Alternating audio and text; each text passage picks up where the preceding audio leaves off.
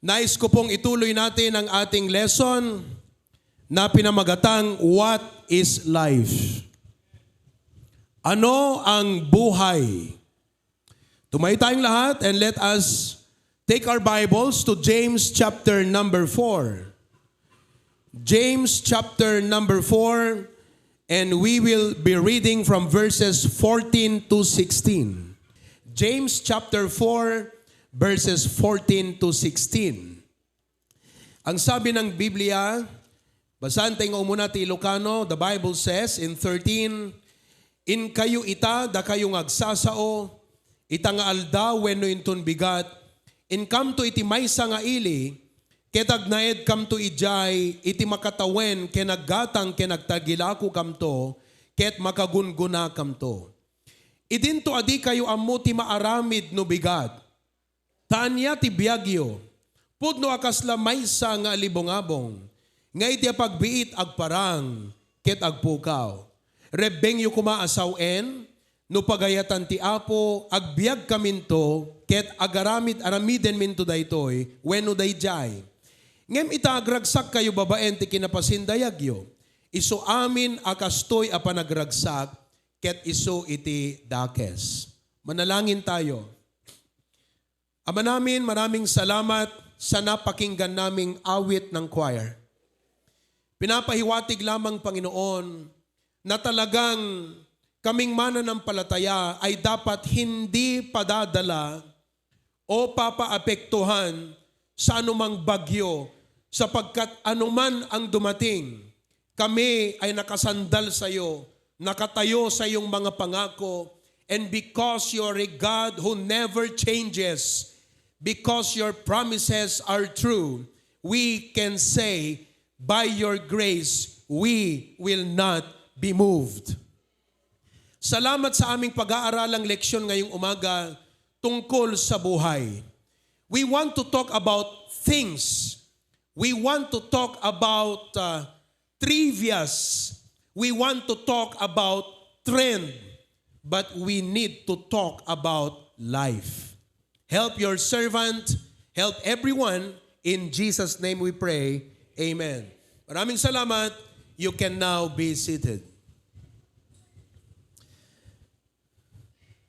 Alam niyo po, napakahalaga na ating tanungin sa ating mga sarili, what is life? The Bible says sa ating binasa that life is like a vapor. Ibig sabihin, life is short. Sabihin nga natin lahat, life, okay. Kung kayo ay 50 years old na, mas kakaunti na lang ang buhay nyo. Kami na mga younger, of course, we cannot boast of the future, but it is given that if you are younger, if God says that the lifespan is 70, mahaba pa. Pero gaano man yan kahaba o kaikli, ang sabi ng Bible, life is short. In Proverbs chapter 27 verse 1, it says, Boast not thyself of tomorrow, for thou knowest not what a day may bring forth. Ang ibig sabihin yan, you cannot boast of the future. Kung may plano ka mang maganda, huwag mong ipagyayabang yan. Sapagkat kahit may plano kang maganda, nakadepende pa rin sa Panginoon yan. Your future does not depend on you. Your future depends on God. So don't be proud of your future.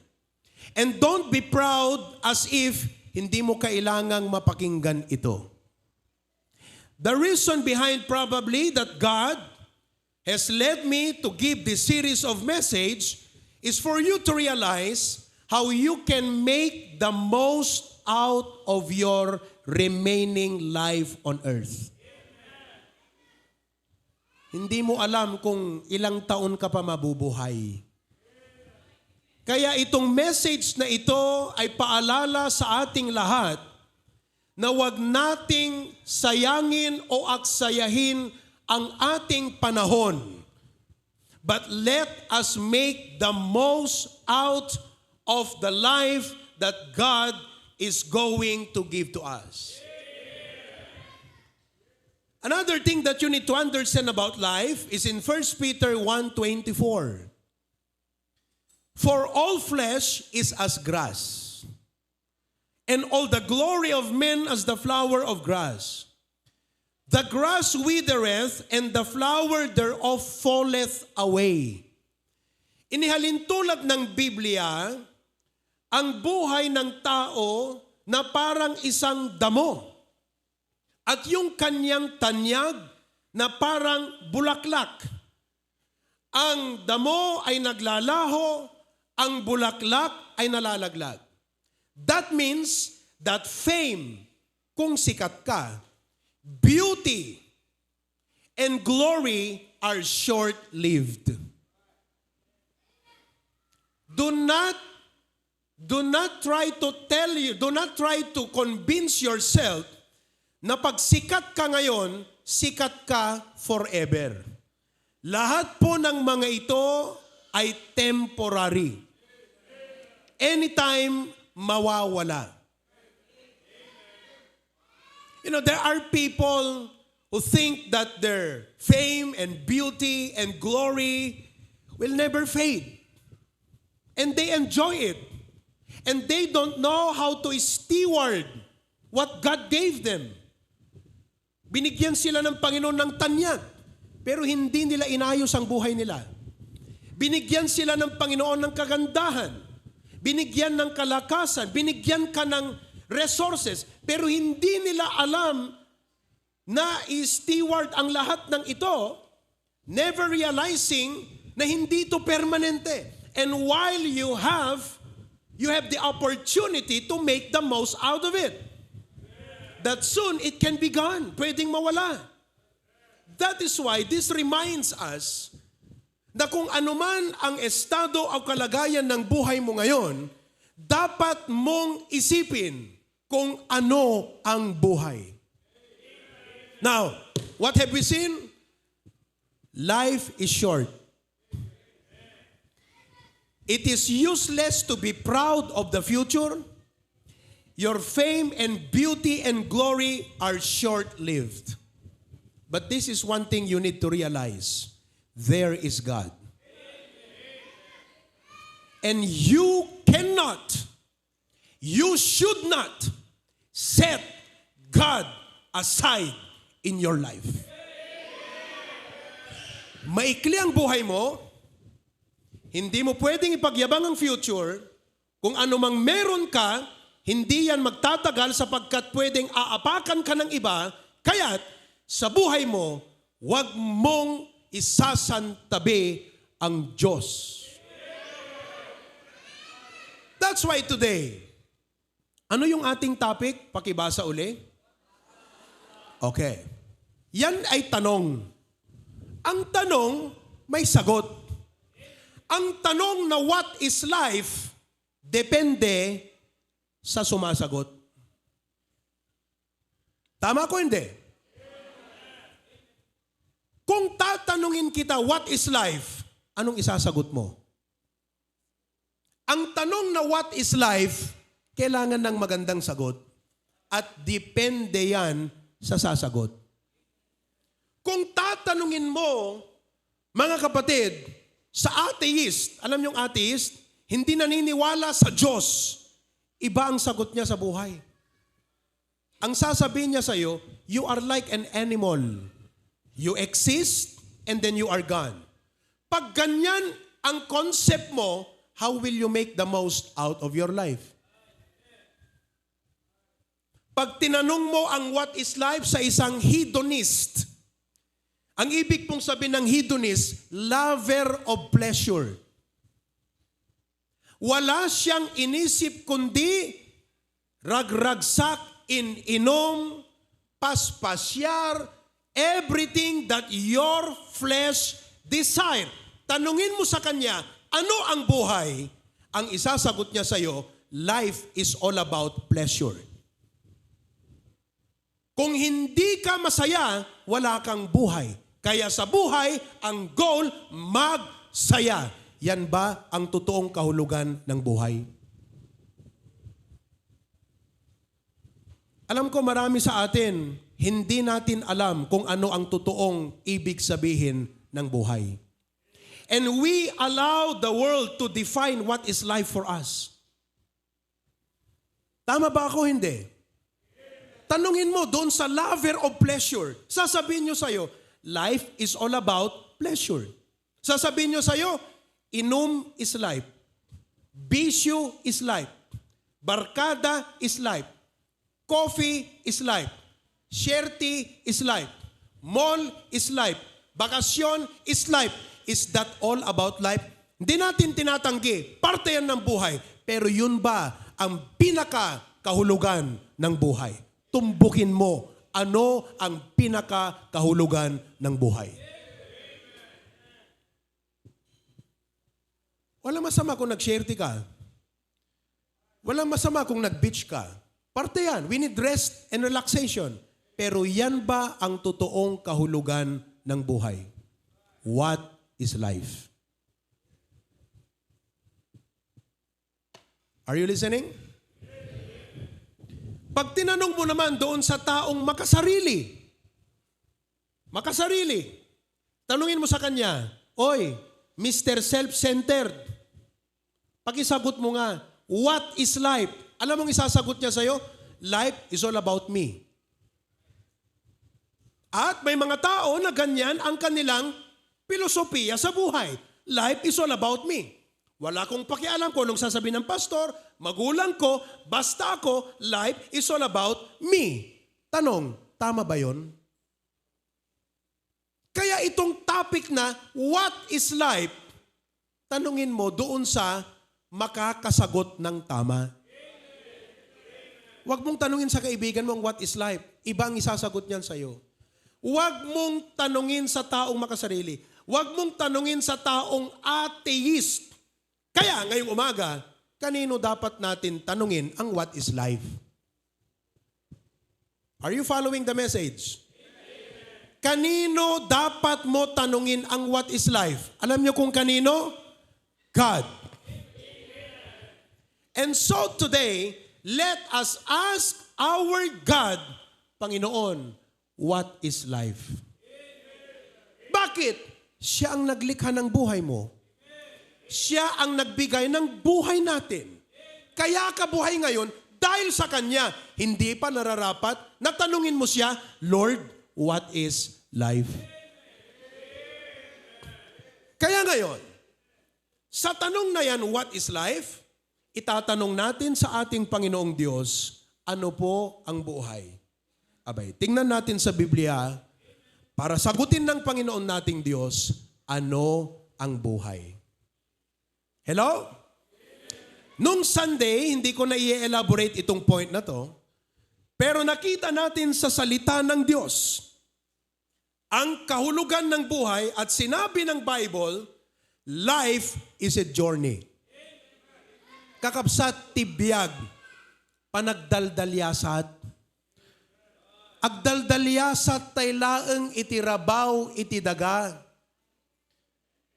At pag ang buhay ay journey, may starting point.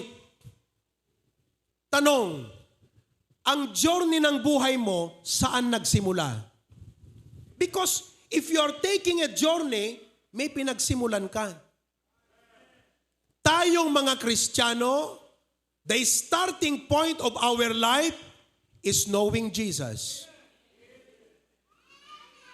Ang totoong simula ng totoong buhay mo at ako ay hindi nung ipinanganak ka. Physical life po yan. Hindi nung nag-aral ka sa college. Hindi nung nagsimula yung negosyo mo. Hindi noong nagsimula yung trabaho mo. Ang talagang simula sa Kristiyano ng totoong buhay sa Kanya ay nung nakilala niya ang Panginoong Hesukristo. And life is a wonderful journey because it's a journey with Jesus Christ. Sasabihin ko sa'yo, kahit ano ang problema mo, pag ang Panginoon ang kasama mo sa biyahe, masaya pa rin ang biyahe mo. Ano ang natutunan natin dito sa topic na ito, Life is a Journey? Hindi lang po na ang journey may simula, but journey needs an itinerary. Hindi ho maganda at hindi tama yung tinanong ka, nag-drive ka, papanam, bahala na kung saan makakarating ang sasakyan. Hindi ho masayang journey yun. Pinakita ko sa inyo nung linggo, yung pong itinerary ng aming magiging Israel trip. 12 araw. And the only way that you can maximize your travel to Israel is to follow the itinerary. The only way, in the same way, that you and I can make the most out of our life, anumang estado ng journey, maybe you are in a childhood journey, that journey is a childhood, or that journey ay nasa youth ka na, or nasa adult ka na, o kahit senior citizen ka na, itim ang buhok mo, o puti na ang buhok mo, anumang journey yan, listen to me, the only way that you can enjoy and make the most out of your present journey is to follow the itinerary that is the Word of God. If you live outside your itinerary, marami kang mamimiss. Na akala mo sa sarili mo, yung mga ginawa mo, maganda sa'yo because that's your human understanding. Huwag kang aalis sa Biblia.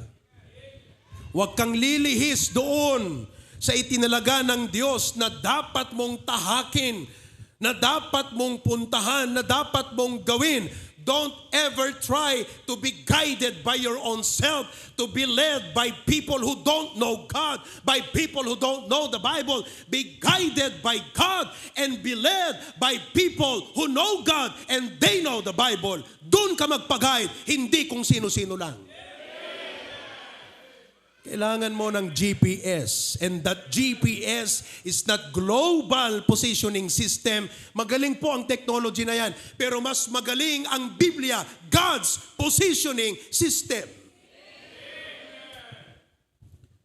Isungante mo urnos dagiti biag tayo kan pamilya tayo kakapsat, taditay ammo nga surutan tinted ti apo nga dapat rebeng nga surutan tayo.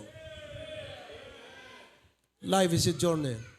And I want to remind you, malapit ka nang makarating. Pastor, kailan ako makakarating? Pag sabi mo sa katabi mo, malapit ka na makakarating, huwag kang magyayabang. Huwag mong isipin na mahaba pang buhay mo. Diyos lang ang may alam niyan. Diyos ang nagtakda niyan. Kaya habang buhay ka, pag-aralan mo, life is a journey. Isipin mo, dumaan ka ng kinayang people mo na mismo yung kalooban ng Diyos. Marirealize mo rin later pag binalikan mo na yung Biblia, sana ginawa ko to nung youth ako Sana ginawa ko ito nung teenager ako Pero nakinig ka sa maling guide. Don't waste your life. Young people, don't waste your life. Adults, don't waste your life. Make the most out of your life. And before we get to the next, napag-aralan natin nung linggo na marami tayong plano sa buhay. Marami tayong mga goals. Walang masama sa mga magagandang plano. Pero ang totoo at pinaka-goal ng buhay is to prepare for eternity. Sapagkat kahit nagtagumpay ka sa mga goals mo na yan, namatay ka, pumunta ka sa impyerno, ang sabi ng Biblia, what shall it profit a man if he gain the world and lose his own soul? Therefore, I present to you that the greatest and primary goal of life is to prepare for eternity. Question, are you prepared? Grabe. napakasipag ng tao, pero hindi niya pinaghandaan ang langit. Kaya kung nakikinig ka at nanonood ka ngayong umaga, if you are not yet prepared to die, listen to me, I want you to know, death is not the worst thing that can happen to a man. Ang pinakamasaklap na pwedeng mangyari sa tao ay hindi kamatayan, kundi kung wala siyang pangalan sa libro ng buhay. Yan ang pinakamasaklap na pwedeng mangyari sa iyo.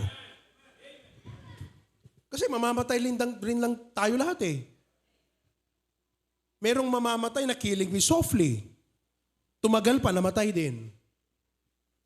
Meron ding namatay na biglaan. May namatay na bata, may namatay na matanda. Mamamatay ka rin eh. At tayo, we grieve when somebody dies. But listen to me, I want you to realize today na ang pinakamasaklap sa tao ay hindi kamatayan, kundi yung pagharap niya sa Diyos, binuksan ng libro at wala siyang pangalan. Yun ang pinakamasaklap.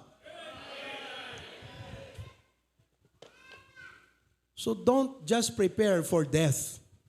Prepare for heaven.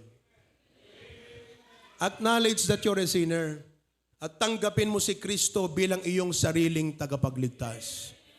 And your name will be written in the book of life. And I'm telling you, whether your life is short-lived or long-lived, eventually you will die.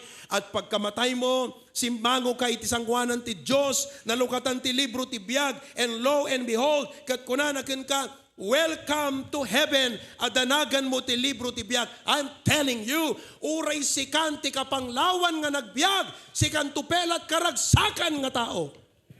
Gaputa langit ti papanan iti kararuam. The greatest goal of life is to prepare for eternity. Mga kapatid, sabihin nyo yan sa mga kamag-anak nyo.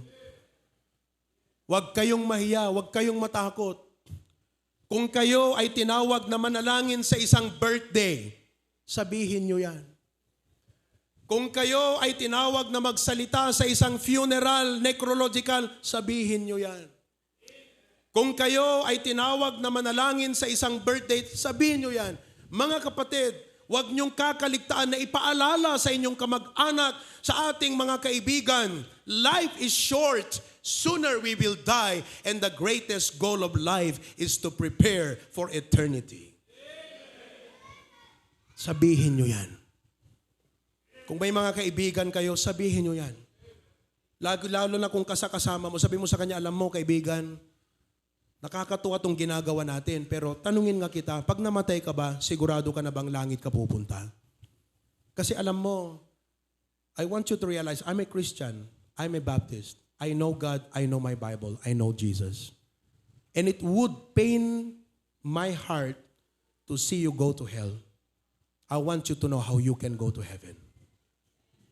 Life is a journey.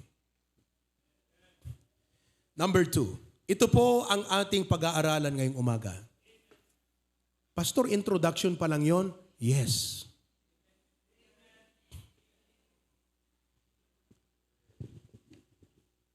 Not only that life is a journey, but I want you to know that secondly, life is a stewardship. Kung sa Panginoon natin tatanungin, O Diyos, ano ba ang kahulugan ng buhay? Then God will tell you, my son, your life is a stewardship. Ipinapaalaga ko lang sa iyo ang buhay na yan. Ipinapagkatiwala ko lang sa iyo ang pamilya na mayroon ka. Akin yan, pinagkatiwala ko lang sa iyo. Yung talino mo, yung galing mo, yung skill mo, yung education mo, sa akin lahat nagmula yan. Ipinagkakatiwala ko lang sa iyo. And I want you to know, from God's standpoint, He is telling you and me today, your life is a stewardship. Napakaganda po ang pag-define ng ating patriarch sa stewardship. Sabi niya, stewardship is recognizing Kailangan mong ma-realize to.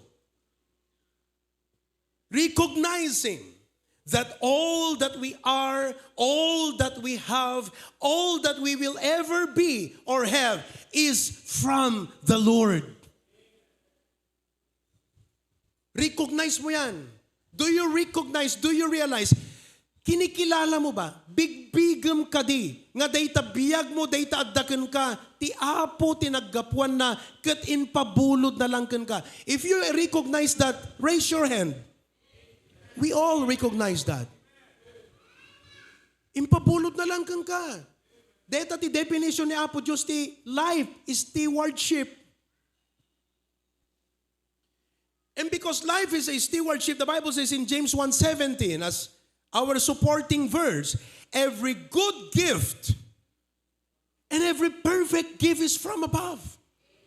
Kung anong meron ka ngayon na siyang rason na nabubuhay ka, sa Panginoon galing. Kung anong meron ka ngayon na siyang rason na nakaka-enjoy ka paminsan-minsan, sa Panginoon galing. Sapagkat ang sabi ng Biblia, every good gift and every perfect gift is from your job, from your family, from you, from God. Kilalanin mo ang Diyos. Alam mo, ang totoong Kristiyano na nakakaalam ng Biblia, kinikilala niya ang Diyos.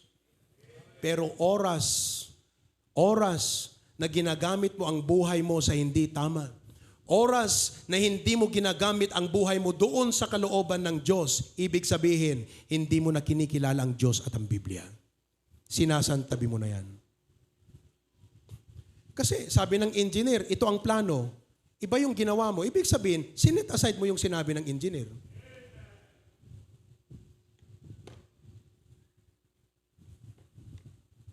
Napakaliwanag. Sabi nung engineer tsaka nung may-ari, nag-usap sila.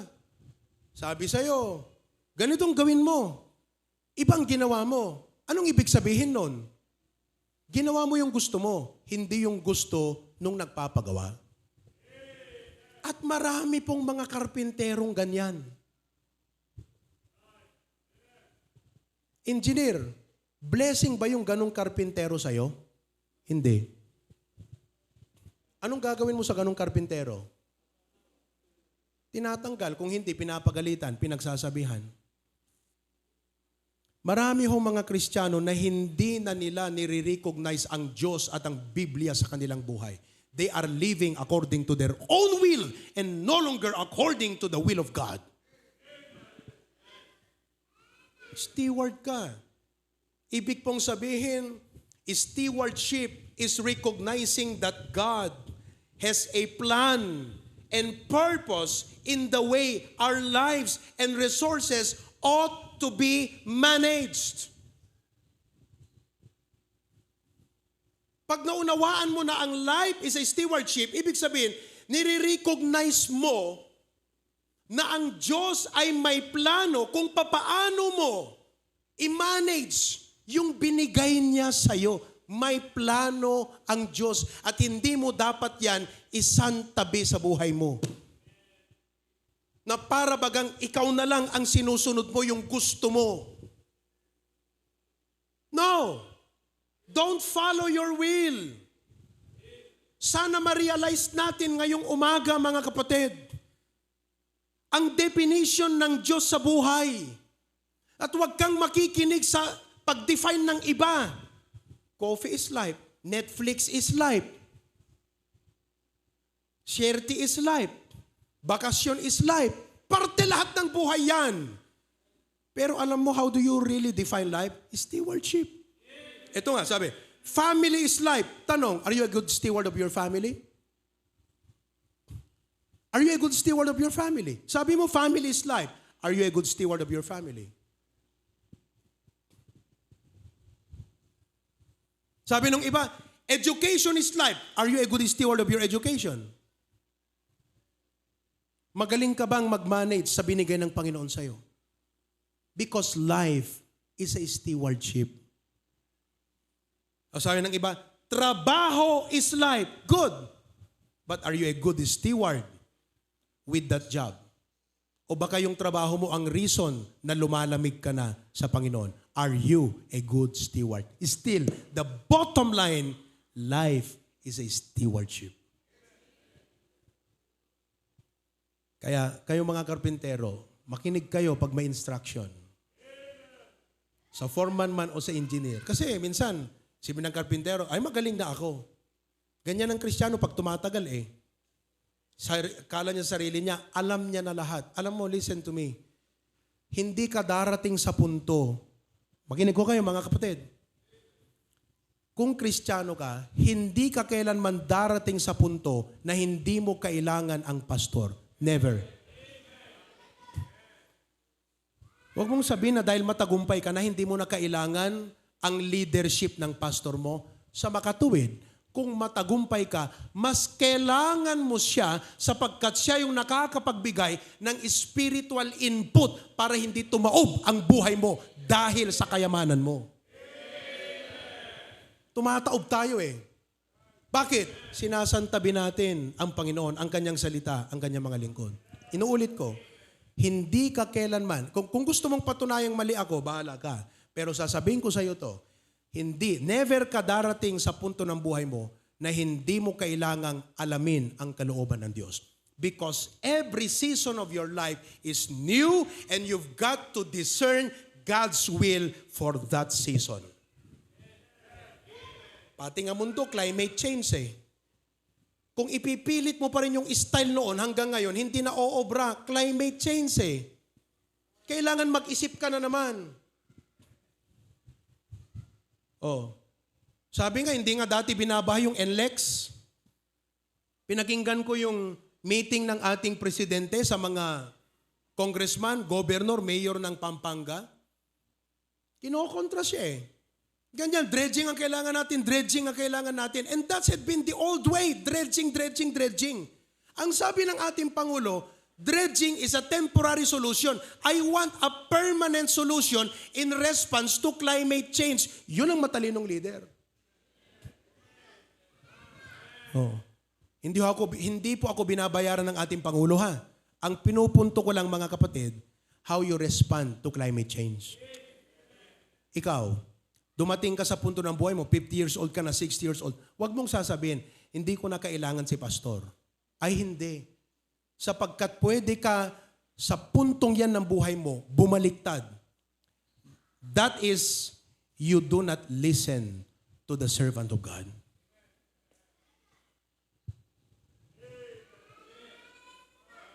Are you following? Oh. Saan galing yung explanation mo na yan, pastor? Yung kanina. Porque yung karpintero, matagal ng karpintero, magaling, hindi na makikinig.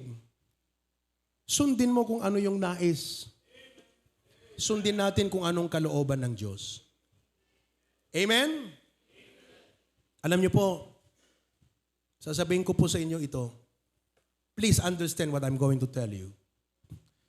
Inaalaw ng Diyos na mag-fail tayo kung minsan. Inaalaw niya yan. Inaalaw ng Diyos na nagkakagulo ang buhay natin pagkaminsan. Inaalaw ng Diyos na kahit tayo magtagumpay, pero ang tagumpay natin, empty. Wala rin kahihinatnan. Inaalaw ng Diyos na mangyari. Hindi dahil gusto kanyang mag-fail. Hindi dahil gusto ng Diyos na magkanda sira-sira ang buhay mo. Sapagkat ang Diyos ay source of joy. Sa mga katuwid, nais ng Diyos na ikaw ay magkaroon ng kagalakan. Pero inaalaw ng Diyos ang ganitong mga experience of emptiness upang hanapin mo siya sapagkat sa Kanya, mahanap mo ang totoong sense of fulfillment. Kasi pwede ka naman pigilan ng Diyos na mag-fail. Pero hinahayaan ka niya para makarealize ka sa sarili mo at sabihin mo, Panginoon, how can I fix my life? How can I fix my family? How can I live better in my future? What can I do to improve my life? You come to God. Babasa ka ng Biblia. Hindi pwedeng hanapin mo ang kalooban ng Diyos na hindi Biblia ang bubukletin mo. Hindi pwedeng kalooban ng Diyos ang hinahanap mo, pero hindi ka naman nag-church. Kung gusto mong hanapin ang kalooban ng Diyos, punta ka sa church, makinig ka ng aral. Makinig ka ng mensahe. Sapagkat doon ipapakita ng Panginoon sa iyo ang kanyang kalooban. Amen? As we steward, buhay pa ba kayo? Damagaman ta kaabay mo, si bibiyag ka pa'y.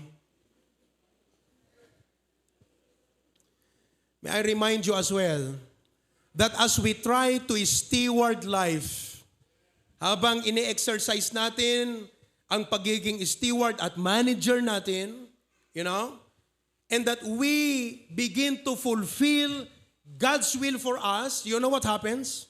Challenges, setbacks, distractions come.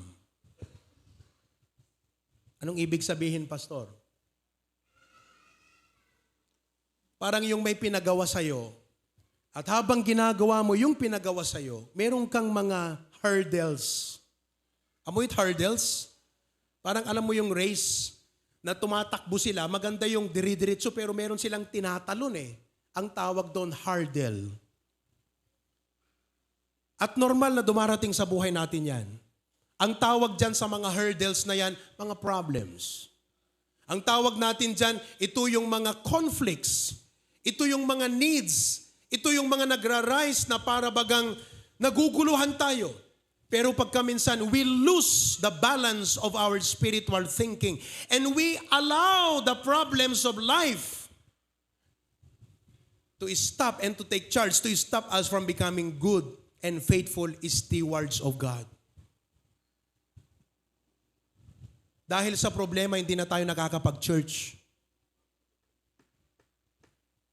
Sabi ko kaninang umaga, ano yung blessing ng pag-attend ng church? Ano yung blessing ng pag-attend ng church? Priority. Life is a mess without priority. Maurnos mo katibiyag no mo kakabsat no hamo amot priority. Isungahan tayo maurnos tibiyag tayo. Uray kasanot pa nagbanbanog tayo. Uray kasanot kinagagat tayo. Sinusubukan nating patunayan, may patutunayan tayo, pero wala tayong napapatunayan. Walang nangyayari sa lahat. Bakit po? Sapagkat hindi natin alam ang ating priority. As a good steward, you know your priority. But most of the time, you are faced with challenge. For example, sasabihin mo, Panginoon, how can I go to church every Sunday? May ganito akong problema. Alam niyo, tuturuan ko kayo mga kapatid. Pakinggan yung maigi ito. Ito ang dapat mindset ng Kristiyano. Makinig kayong maigi. Kung ano yung utos at kalooban ng Diyos, ilaban mo yan.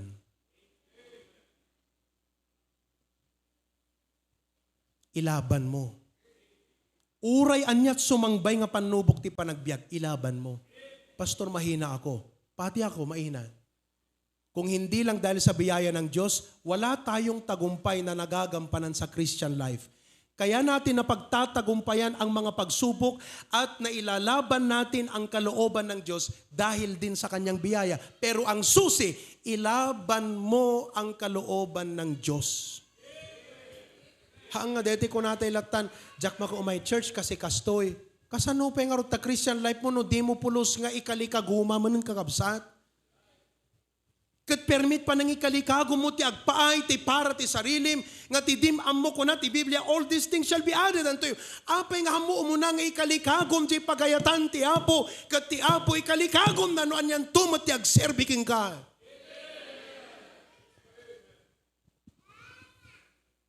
Ilaban mo yung kalooban ng Panginoon. Pastor, maraming hadlang, ilaban mo. Pastor, para ka namang nagsasalitang perfect. Wala ho tayong perfect dito. Kung hindi lang sa biyaya ng Panginoon, hindi natin nagagawa to. Alam ko marami sa inyo dito, you should not supposed to be here eh. Pero nilaban mo eh, pumunta ka sa church kahit papaano. Ang iba sa inyo, mabibigat ang problema, pero sinabi mo, problema ka lang, church to, ilalaban ko to, I'll go to church, I need God, and if I go to God, I know He's greater than my problem, I will come out better to face your problem, ilalaban ko ang pag-church ko. That is a good steward. Kakalungkot, maraming mga churches ngayon, nag-aate ng mga members, pero hindi lumalaban. Hindi ko ho ibig sabihin na pag ilaban mo, humanap ka ng gulo. Hindi Kristiyano yon. Huwag kang humanap ng gulo, pero lumaban ka. Tayong mga magulang, kahit may sakit tayo, pumapasok sa trabaho. Bakit? Inilalaban natin ang ating mga anak. Hindi ho ba? Kahit sana ayaw mo nang magtrabaho dahil mahina ka na, pinipilit mong magtrabaho. Bakit? May pamilya kang inilalaban. Dapat ho ilaban natin yan. Pero higit sa lahat, ilaban natin ang pananampalataya at ang ating paglilingkod sa Diyos. Bakit? Sapagkat sa Kanya rin manggagaling ang totoong tagumpay ng ating buhay.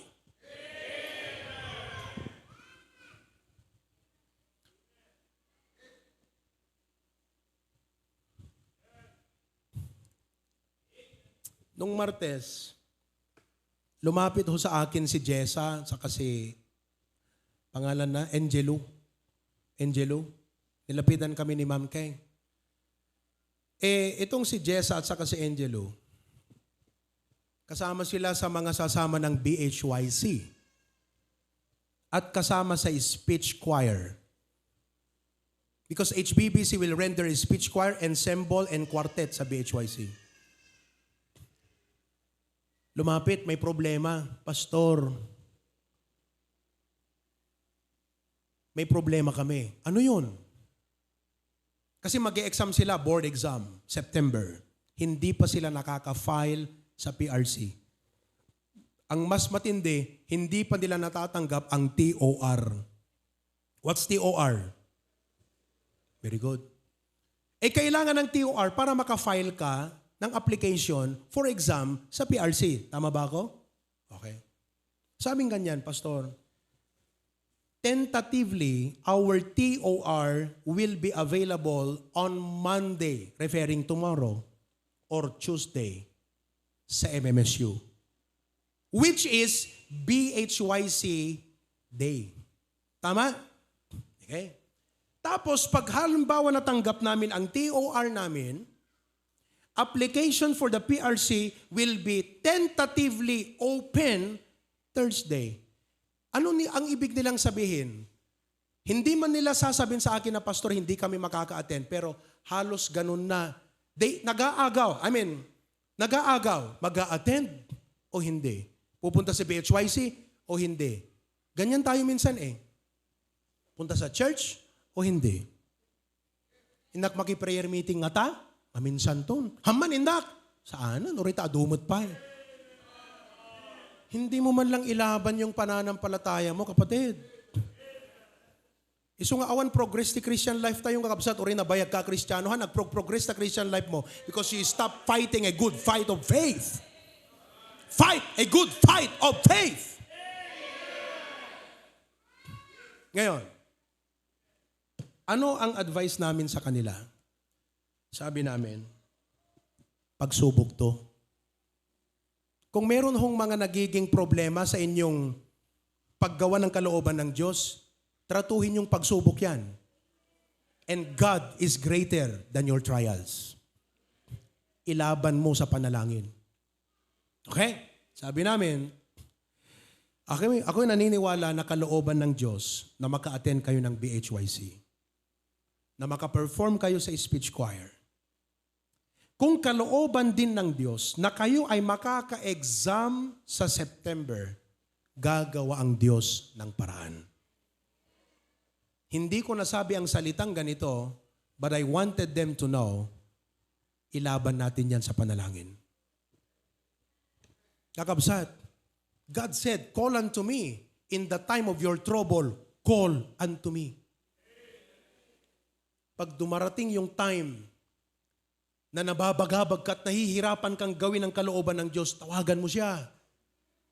Parang ikaw yung sundalo na pupunta na sa misyon, kulang na kayo, patay na yung ibang kasama, tumawag ka! Kailangan namin ng reinforcement. Mga kapatid, ganyan ang ating Diyos. Ang sabi niya, call unto me! Pero hindi kalooban ng Diyos na tumigil ka. Hindi kalooban ng Diyos na mag-backslide ka. Hindi kalooban ng Diyos na umalis ka sa church. Hindi kalooban ng Diyos na manlamig ka. Kaya dapat ilaban mo.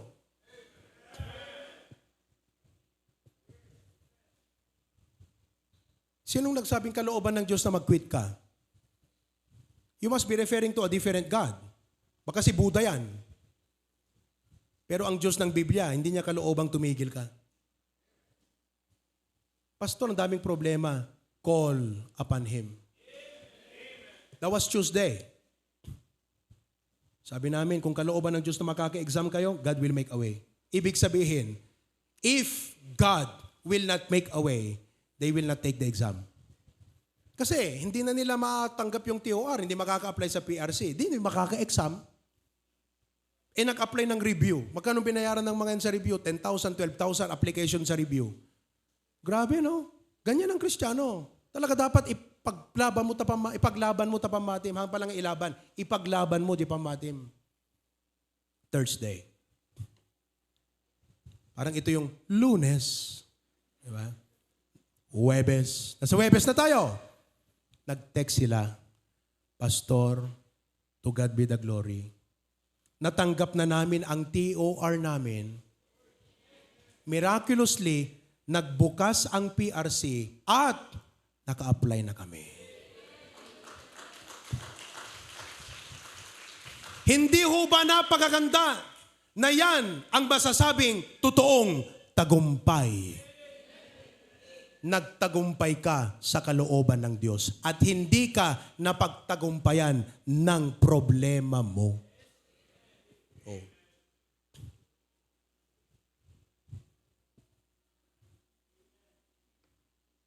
Si Brother Dexter and Gretchen, they are good members of our church. Nasa Australia. Manganganak na si Gretchen. Nandiyan ba sa...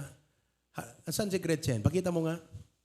Tumagdala ka man, Gretchen. Kahit may nga makita no kasanot kadakkel DJ si Kugmon. Ayun, no? Pambihira. Oh. Manganganak na po siya 2.5 months from now. 2.5 months from now. Ang sabi ng kanyang doktor, hindi mo kaya ang normal. I mean, let's pray normal yung bata. I'm just saying, yung panganganak. Hindi mo kayang inormal. Mas-cesarean operation ka. At ang sabi, you prepare 15,000 Australian dollars. Alam niyo po kung magkano sa peso yon? 600,000 pesos. More or less. Ngayon, itong mag-asawang ito, syempre nag-iipon. Pero meron silang commitment na dapat i-fulfill. Stewardship eh. Now here comes their commitment to fulfill God's instruction, and here comes a need na aagaw doon sa kanilang pag-fulfill sa kalooban ng Diyos. Ano mo kung nandyan ka sa ganyang sitwasyon? Kailangan ng isip mo, sabihin mo, Lord, no matter what, I will do your will. This is just a trial. Dapat ho kasi ganun tayo mag-isip. Pagsubok lang to, Panginoon. Ipaglalaban ko ang aking pagsunod sa iyo. So they prayed. And then, Gretchen gave her first fruit commitment initial. At ang sabi niya sa Panginoon, she determined in her heart. She herself, siya yung masaktan eh. Kasi meron silang insurance. Pero ang sabi ng insurance, dahil hindi pa yata sila matagal, the insurance cannot grant a full coverage of DJ $15,000. Pero nanalangin si Gretchen, sabi niya, Lord, whether i-grant ng insurance o hindi, the amount that I have will not be for my operation. This is my first fruit to you. Binigay niya. Alam niyo pong nangyari? Later on, sinabi ng insurance company, your $15,000 will all be covered. Hindi lang yan. They receive their tax return. sobra-sobra ang binigay ng Panginoon. Mga kapatid, tinetest ka lang ng Diyos. Kung gaano ka magiging faithful steward. Kung gaano ka magiging matapat sa iyong tungkulin sa church. Kung gaano ka magiging matapat sa pagiging miyembro mo sa church na ito. Sinusubok ka lang ng Panginoon. Ang dali-dali naman nating bumigay. Ang dali-dali nating mag-give up. Kahit ano pa ang rason mong nag-give up, gusto kong malaman mo, ihambing mo, lahat yan, isulat mo, kasi ganito, kasi ganito, kasi ganito. I-level mo yan sa kalooban ng Diyos. Wala yan, kapatid. You cannot reason out against the will of God. God's will is God's will. It is either you come to God and say, Lord, I humble myself to you, kalooban mo ito, tulungan mo akong ipaglaban ang aking pananampalataya. That is how we can be a blessing to our children. Kaya maraming mga young people ngayon, pinapabayaan na rin nila ang church eh. Pinapabayaan na rin nilang paglilingkod sa Panginoon. Why? Because we stop fighting. We should keep on fighting a good fight of faith. Sabi mo sa katabi mo, fight a good fight of faith. I'll close. Alam nyo, kung bakit ko ine-emphasize ng ganito sa inyo, makinig po kayo ulit. Last na to, last na. Uuwi na tayo. Excited na kami sa BHYC. Kung kasunod ka excited yung agawid, mas kami. Okay? Bibiyahe pa kami mamaya. Muyo kapsat, kung bakit ganito po ako kapassionate magturo sa inyo.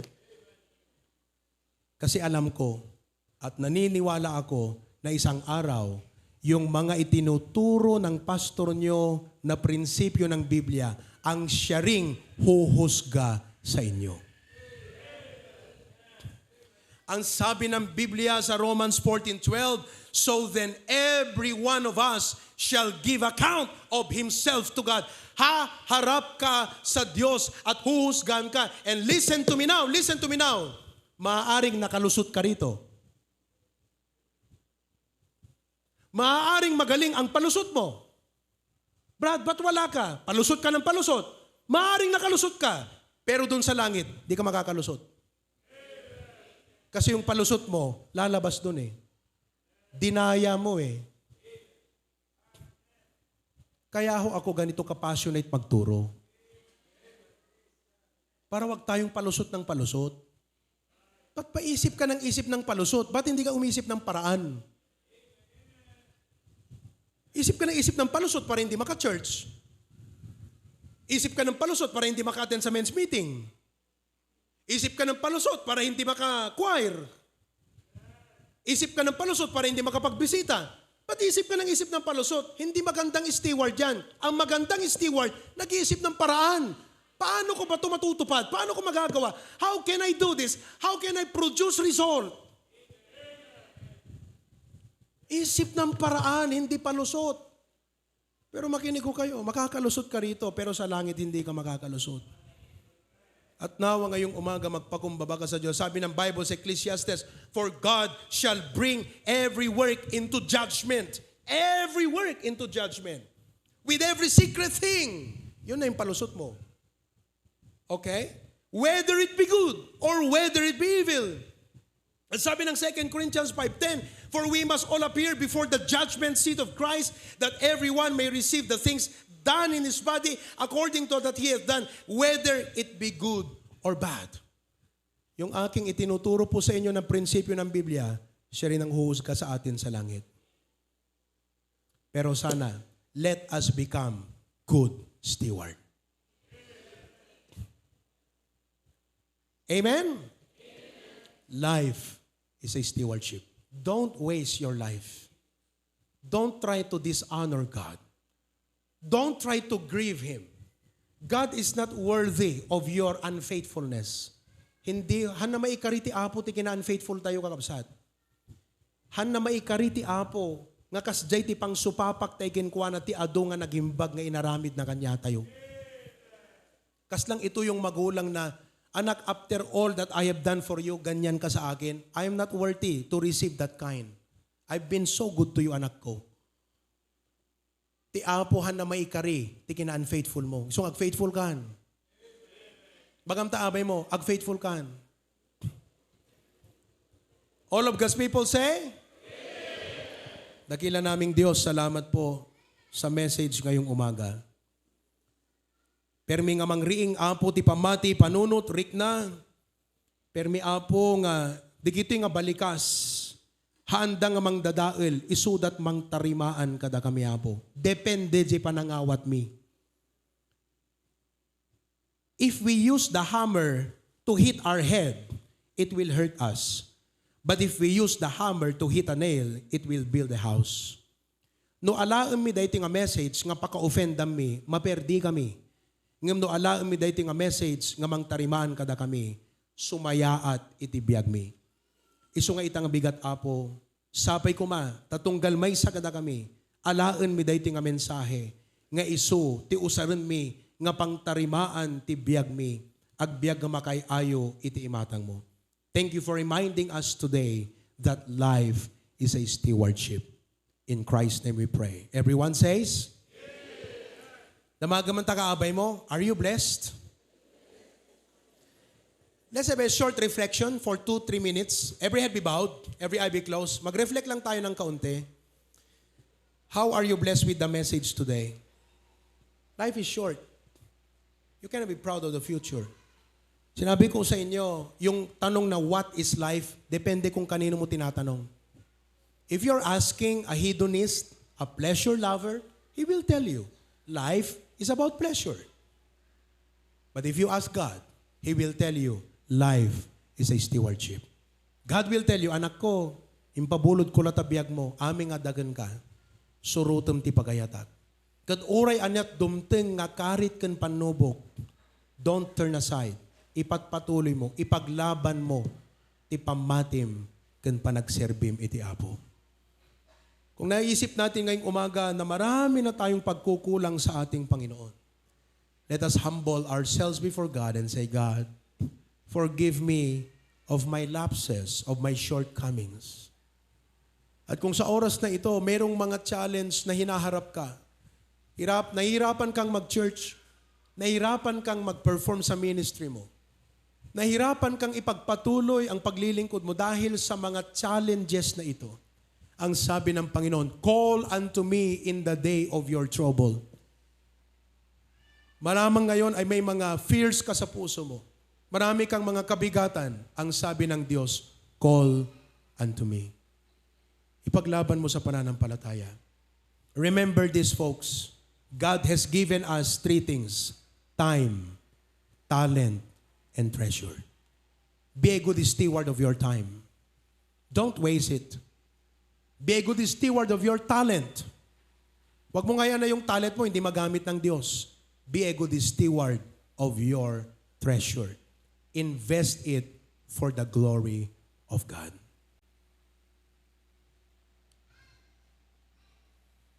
Once again, dear God, we praise and thank you for the message today. Apo, no da kami ti Kristiyano nga ti tarigagay mi, ket agaramit ti pagayatam, permi nga makabless deti nga message. Ngam no da kami ti Kristiyano nga manglikliklik ti pagayatam, Apo, ma-rebuke kami kadeti nga message, Apo.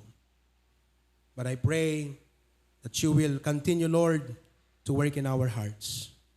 Thank you, Lord, for all of your blessings. In Christ's name we pray. Amen. All of God's people say,